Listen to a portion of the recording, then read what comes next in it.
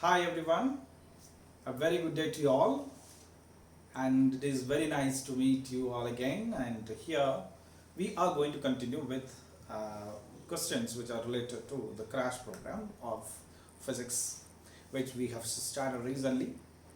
I hope all of you are following, and it is very useful for you all. That is why I meant to do these type of problems at this stage. Okay. So in this session, we are going to see a couple of questions which are related to the parallel plate capacitor or capacitor theory, and which are related to your entrance exams. So welcome all of you to the virtual session of Science Share, in which we are going to discuss the problems on capacitor. Here I have given you a question. Just I will read the problem for you all so that you can understand. What is given over here is, if capital E be the electric field inside a parallel plate capacitor due to plus Q and minus Q charges on the two plates. So that there is a parallel plate capacitor which has got Q and minus Q, which produces capital E field inside the parallel plate capacitor. Question is, then electrostatic force on the plate having charge minus Q due to the plate having plus Q will be.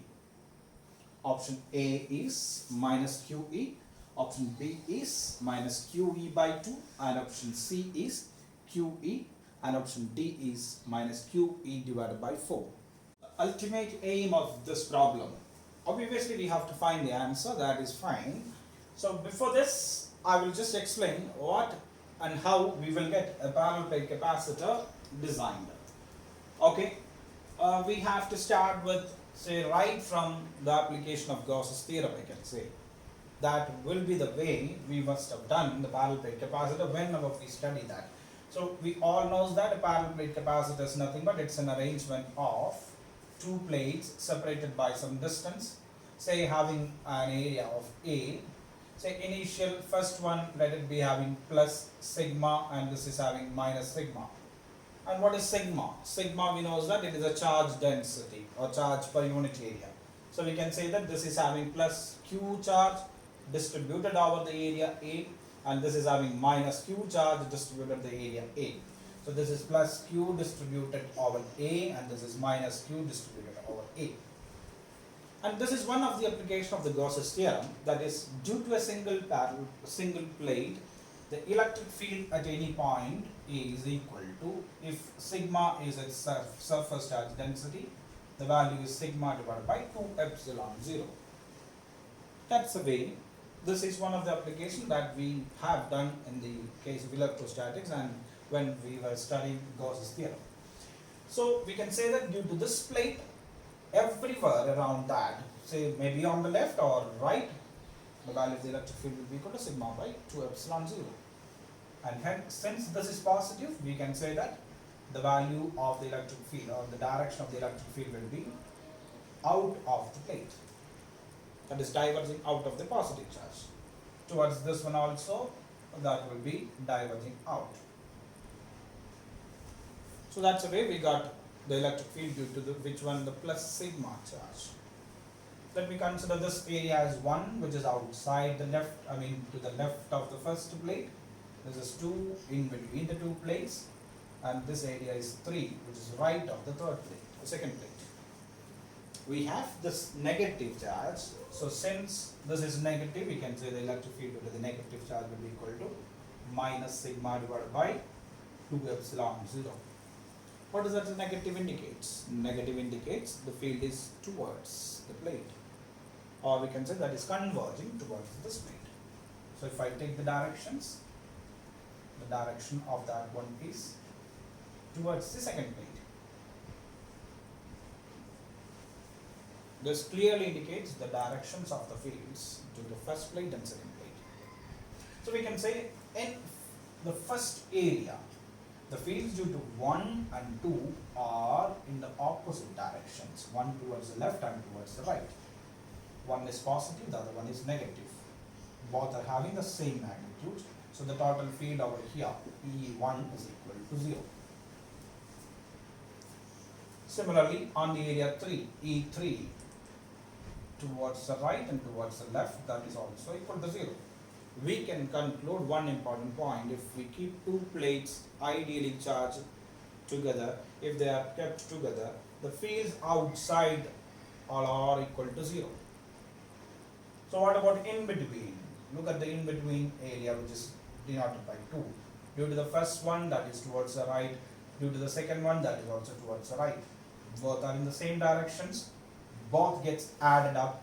So the field at 2, I can say that is the sum of these two. Sigma by 2 epsilon 0 and sigma by 2 epsilon 0. Half plus half will give you 1. The value is sigma divided by epsilon 0. So in our problem, what is given is, if E is the electric field inside a parallel plate capacitor due to plus Q and minus Q. So this value E2 is indicated by E. So in our problem, what is given is E is equal to sigma by epsilon 0. That is field due to two plates is actually given. Your problem is, find the electrostatic force on the plate having charge minus Q, this plate, due to which plate? Due to the plus Q plate. So our problem is force on minus Q plate. What will be force on minus Q plate? We know that according to Coulomb's law, force on any charge is equal to that charge multiplied by field produced by the other one. So that charge multiplied by field due to plus Q. So here, what is field due to plus Q? We have field due to plus Q as this one. This is field due to plus Q and this is field due to minus Q, which is sigma divided by 2 epsilon 0. And here we have, which is given as sigma by epsilon 0. So E due to plus Q is, actually we can write it as E divided by 2. I think that is clear to you. Because in the problem, what is given is the total field. Our aim is to get field due to one plate, that is E divided by 2, half of the total field. Now problem is very clear. What's the force on minus Q? Minus Q multiplied by E due to plus Q, which is E divided by 2. Minus Q E divided by 2. Which is the option? Minus Q E divided by 2 is, this is the answer. So by doing this problem, what are the things which we have rewinded and taken it as an account? We have seen one of the application of Gauss's theorem. We have seen the formulation of parallel plate capacitor, or the field inside the parallel plate capacitor, of field at different areas due to two parallel plates. And we have applied Gauss's theorem, and we have divided the fields at the in between the parallel plate into two different sections. And ultimately we have done one problem. So that is our advantage of doing this kind of problem. We are going to learn a few more concepts of electrostatics using a problem on a device which is known as electrostatic capacitor. Problem which is given is, if W be the amount of heat produced in the process of charging an uncharged capacitor, then the amount of energy stored in it is. We have to understand what is meant by the heat produced in charging, what is the amount of energy stored in the capacitor, and what will be the amount of work which is required to charge the capacitor. That's the way normally. So let us see what is the process of charging a capacitor. Obviously, if you want to charge a capacitor, ideally we will take a parallel plate capacitor, say of capacitance, say C, capacitance C,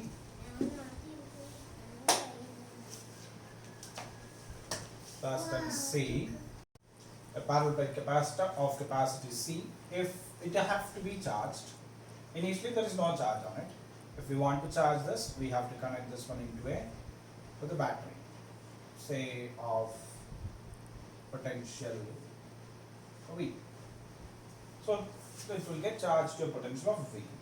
Let us analyze the process, how it gets charged. We know that capacity of a capacitor is defined as Q divided by V.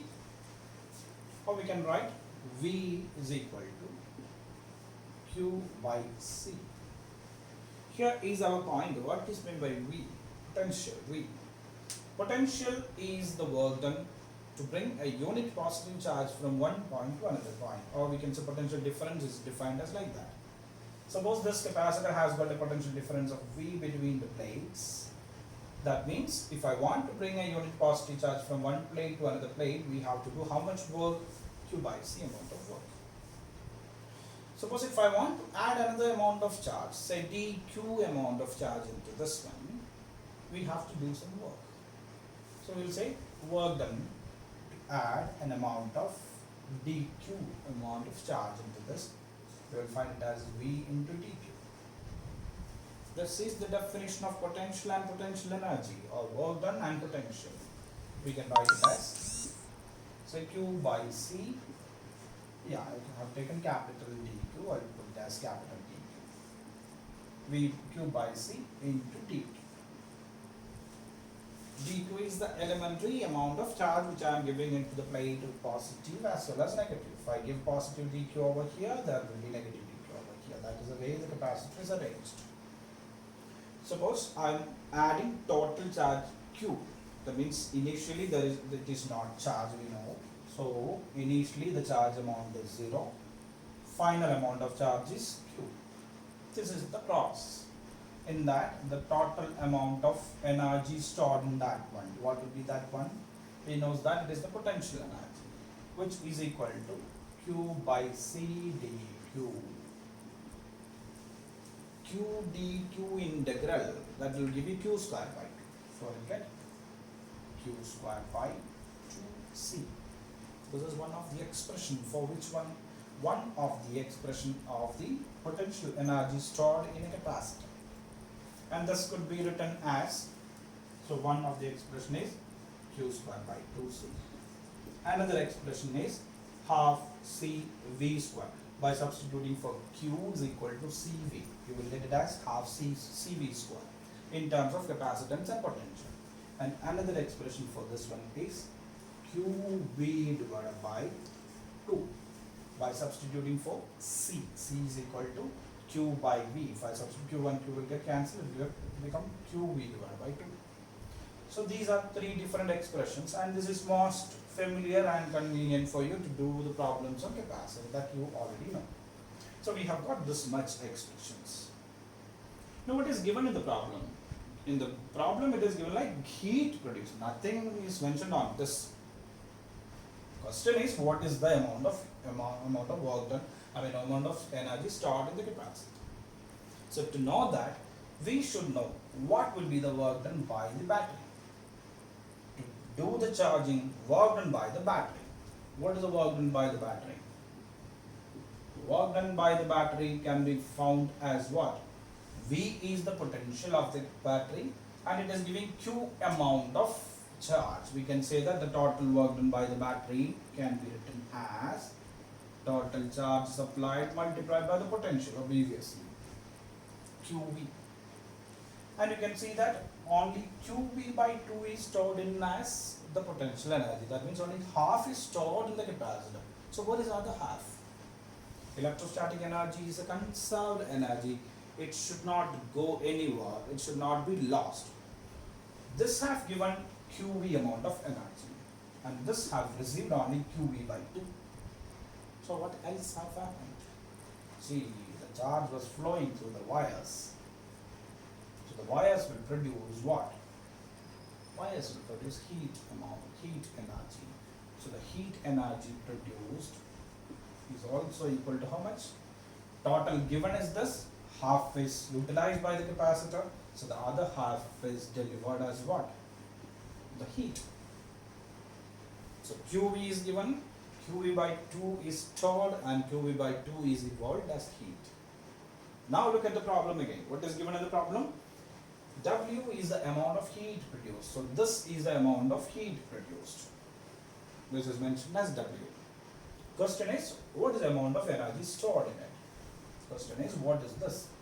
QB by 2 is W, so QB by 2 is again, this is also equal to W. And so A is nothing but W. Suppose your question is, what's the total energy given by the battery? Then that is equal to how much? We can say 2W.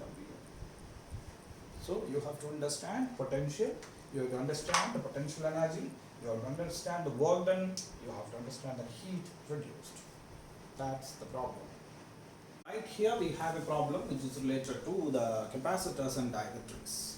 We have done one entire session on capacitors and dielectrics, and as uploaded as a video. You must have referred that one. In this problem, what is given is the capacity of a parallel plate capacitor is C. If a dielectric slab of thickness 1/4 of the plate separation and dielectric constant 5 is inserted between the plates, then the capacity, the new capacity is Kc divided by 2 into K plus 1, 2 Kc divided by K plus 1, 5 Kc divided by 4K plus 1, and 4 Kc divided by 3K plus 1. Answers are given in terms of K itself, so we can take dielectric constant 5 or K. Answer is in terms of K itself. We have to use what? If a thin slab of, say, thickness D is placed between the two plates, if D is the initial separation and T is placed in between, the new capacity, we have derived that expression already. For a parallel plate capacitor, it is epsilon 0 A divided by D minus T plus T divided by K, where epsilon AD have got the usual meanings, and T is the thickness of the dielectric slab and K is the dielectric constant of the medium. Now what is given here? The thickness of the dielectric slab is 1/4 of the plate separation. That means if D is the original separation, then T is equal to D by 4. That much part is filled up. So this is only 1/4 of the total. Substituting epsilon 0 A divided by D minus T is D by 4 itself plus D by 4K. Now just do the mathematics. What is required? 1 minus 1/4 is 3/4. I can put it as epsilon 0 A divided by 3D by 4 plus D by 4K. Pick up the common parameters. Epsilon 0 A divided by D by 4, I am taking outside. What is remaining on the first one? It is 3 plus 1 by K. Rearranging it, just say that the answer will be definitely this one, because 3K will come only on that. We will check that. 1 epsilon 0 A divided by D4, I am taking to the numerator, bracket 3K plus 1 divided by K. K also will come to the numerator. Epsilon 0 A divided by D. What is this? That is given as C. So it is 4K C divided by 3K plus 1. As I told, the answer is nothing but 4K C divided by 3K plus 1.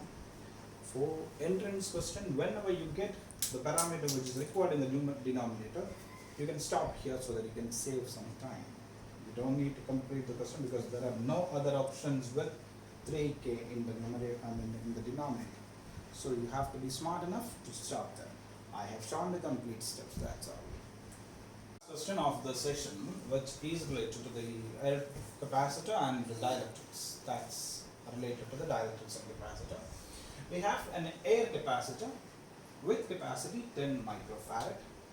Is connected to a constant voltage battery of 12 volt.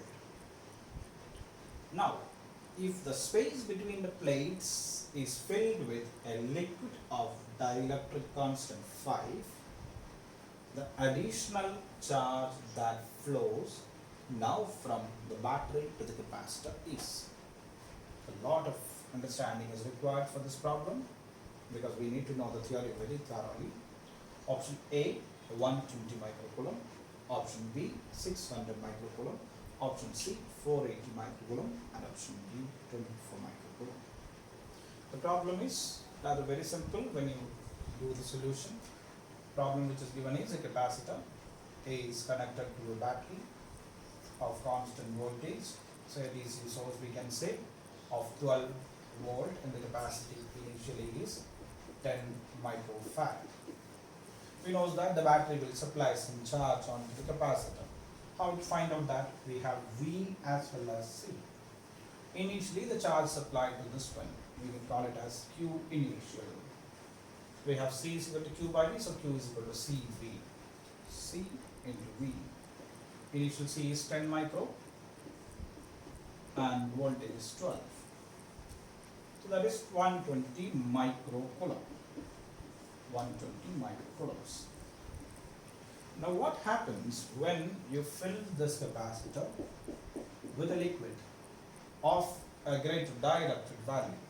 This has got a K value which is equal to 5. What will happen when you add a dielectric? The capacity of the capacitor increases. That means the ability to store the charges at a given potential increases for the capacitor. C dash can be written as K times C, because initially the parallel plate capacitor, the value is equal to C is epsilon 0 A divided by D. Now C dash becomes K epsilon 0 A divided by D. So capacity increases K times the initial value. So K is given as 5. So 5 times 10. 5 times 10, that is 50 microfarads.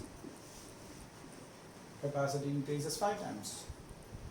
So at that time, what the battery is forced to do? Battery is forced to supply extra charges. It is to supply additional charges. What will be the charge supply at that stage? At that stage, we know that it is C dash times V, that is 50 micro times 12, that is 600 microcoulombs.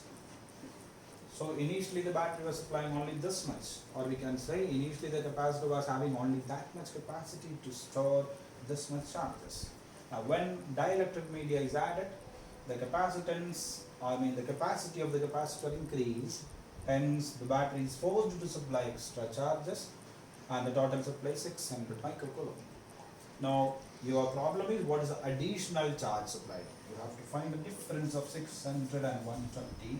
That is QF minus QI, that will give you 480 microcoulombs. Option A is option C. So this illustrates what happens or what is the capacity. This describes what is actually meant by capacity of a capacitor. And when dielectric media is added, what is happening or what does the media do? How the charge storage capacity is increasing, or why the battery have to supply additional charges. So all the concepts will be clear when you learn this kind of problems. That is why I have chosen the specific 4 problem so that you can understand the underlying theory of the capacitor and dielectrics, work done, energy and all. I think that will be very, very clear to you all with this session.